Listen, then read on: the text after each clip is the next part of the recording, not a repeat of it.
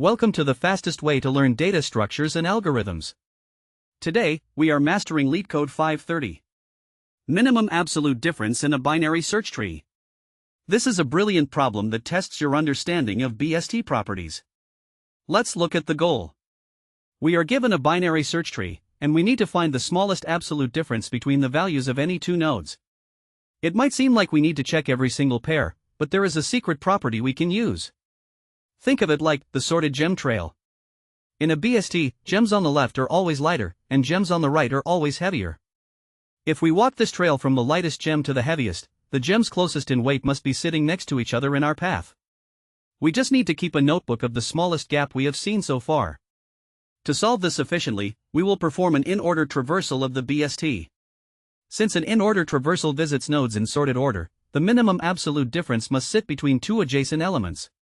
We will maintain a reference to the previous node's value, calculate the gap at each step, and keep a global minimum tracker to record the smallest gap found. Let's dive into the dry run. Look at our tree. We have 4 at the root, with 2 and 6 as children. We will perform an in-order traversal, visiting nodes from smallest to largest. First, we go all the way left to node 1.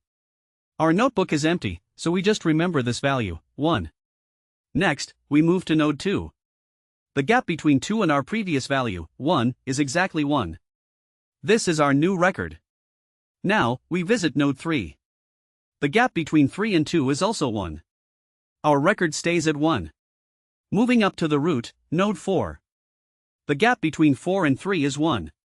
Still no change to our record. Finally, we visit node 6.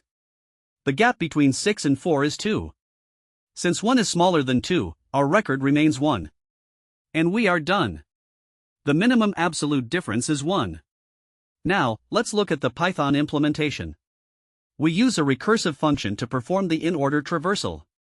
We initialize self.mindIf to infinity and self.previous to none.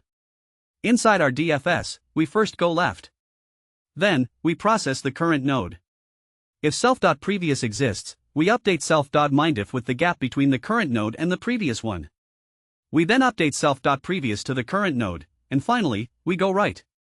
For complexity, we visit each node exactly once, so the time complexity is O of n.